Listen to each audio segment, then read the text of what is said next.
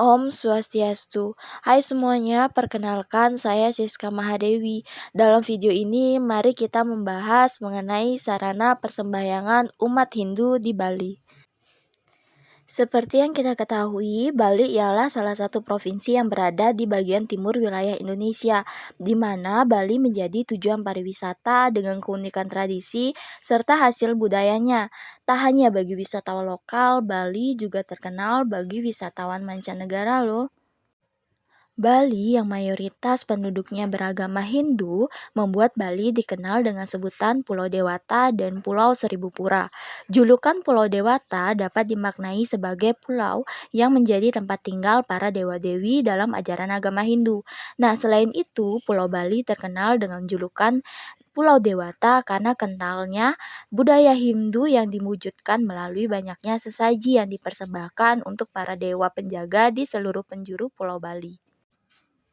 Mengingat banyaknya upacara keagamaan atau persembahyangan umat Hindu yang menggunakan sesaji atau banten sebagai pelengkap dari upacara persembahyangan tersebut, di mana setiap persembahyangan umat Hindu selalu disertai dengan sarana persembahyangan yang juga menjadi pelengkap selain sesajen ataupun banten. Sarana persembahyangan itu semua berasal dari isi alam semesta yang bermakna ucapan terima kasih kepada Ide Sang Yang Widi Wase atas berlimpah ruahnya anugerah yang telah diberikan kepada kita.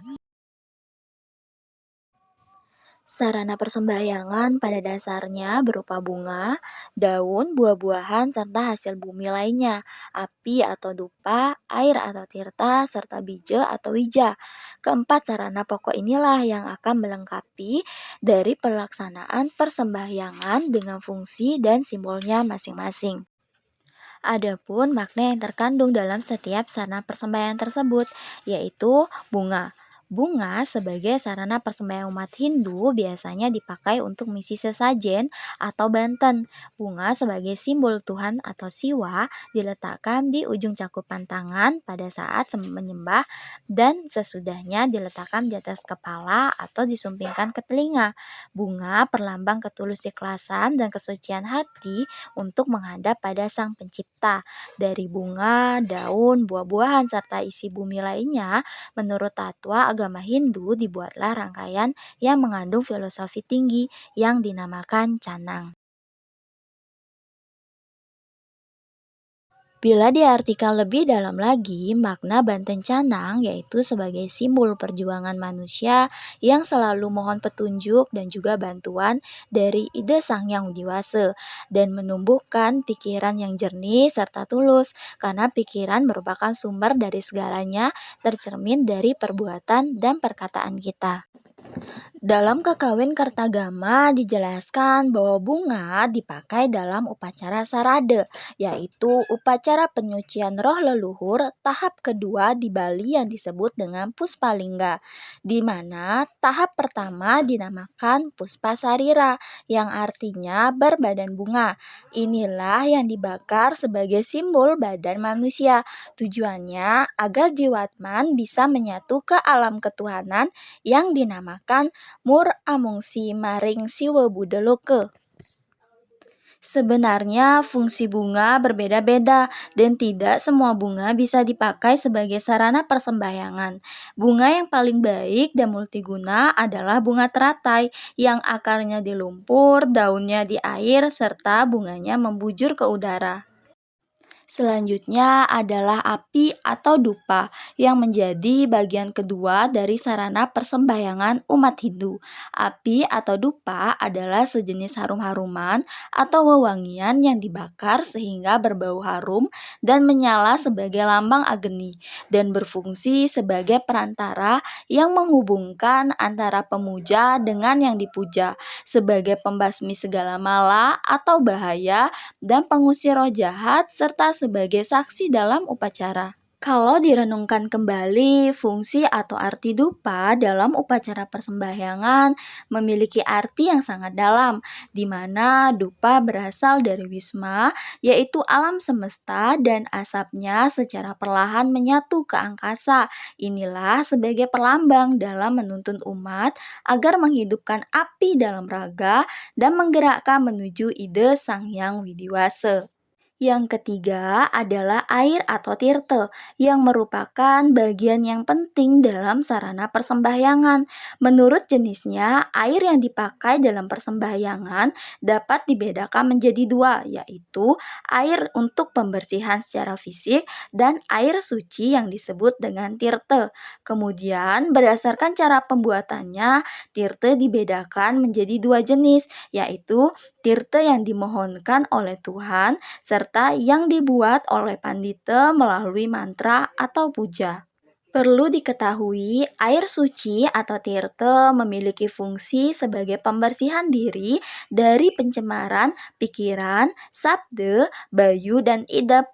Tirte pada dasarnya merupakan air biasa yang secara kimia unsurnya adalah H2O, tetapi karena dilandasi dengan kepercayaan dan keyakinan agama, maka materi tersebut disakralkan sehingga mampu menumbuhkan keheningan pikiran bahkan memiliki kekuatan magis loh. Nah, dalam hubungannya dengan persembahyangan, tirta berfungsi sebagai pembukaan dan penutup upacara. Pembukaannya adalah tirta pengelukatan dan penutupnya yaitu tirta wangsupada sebagai perlambang anugerah yang dipuja. Tirte hanya dibuat oleh pendeta atau dwijati, tapi tirte bisa dimohon oleh siapa saja sepanjang memenuhi syarat agama sesuai desa kalopatre dengan cara nur kehadapan Dewa Siwa. Tirte yang digunakan sebagai pangurip atau penciptaan, caranya dengan dipercikkan di atas banten, maka secara resmi menjadi sarana agama yang bernilai sakral dan berjiwa spiritual. Dan yang terakhir adalah pelengkap, yaitu bija atau wije. Dalam setiap upacara persembahyangan, umat Hindu selalu menggunakan bija atau wije yang menjadi salah satu bagian proses akhir dari sembahyang, di mana apabila bija sudah digunakan, itu berarti sembah bakti kita kepada Ida Sang Hyang Widi telah rampung atau lengkap. Mabije adalah menstanakan benih-benih kesucian, yakni kesucian dalam pikiran, ucapan, dan hati, sehingga menjadi tindak yang indah dan baik di setiap langkah dalam kehidupan. Bije merupakan biji-bijian yang menjadi unsur utama dalam kehidupan. Bije terbuat dari beras utuh, lonjong sempurna yang melambangkan lingga, yaitu stana Dewa Siwa Mahadewa. Selain itu, mabije juga bermakna menumbuh kembangkan benih kesiwaan dalam diri seseorang yang juga berarti menumbuhkan sifat kedewataan agar mampu mengatasi sifat keraksasaan. Mabije biasanya dilakukan setelah mendapatkan tirte yang jika diibaratkan seperti hendak menanam benih, ladangnya harus dibersihkan terlebih dahulu agar benih itu bisa tumbuh dan berkembang dengan baik. Nah, itulah penjelasan mengenai sarana persembahyangan umat Hindu di Bali, di mana sarana persembahyangan dalam pelaksanaan upacara keagamaan merupakan satu kesatuan yang saling berhubungan atau terikat satu sama lainnya, yang memiliki fungsi, arti, atau makna tersendiri sebagai pelengkap upacara dan sesuai dengan ajaran agama Hindu yang bila diyakini akan memberi manfaat yang besar untuk kehidupan umat yang percaya. Di mana dengan banyaknya atau beraneka ragam tradisi,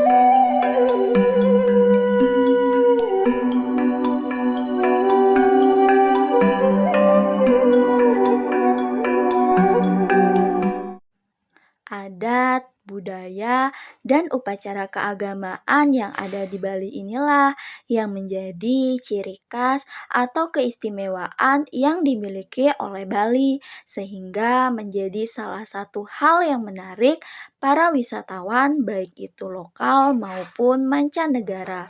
Untuk itu, marilah kita bersama-sama menjaga serta melestarikan semua tradisi, adat, budaya, serta upacara keagamaan untuk Bali sebagai Pulau Dewata dan Pulau Seribu Pura. Demikianlah video dari saya. Semoga pembahasan kita tadi mengenai sarana persembahyangan umat Hindu di Bali dapat menambah wawasan atau ilmu pengetahuan yang bermanfaat tidak hanya untuk waktu sekarang ataupun sesaat, namun juga dapat bermanfaat dalam jangka waktu yang lama.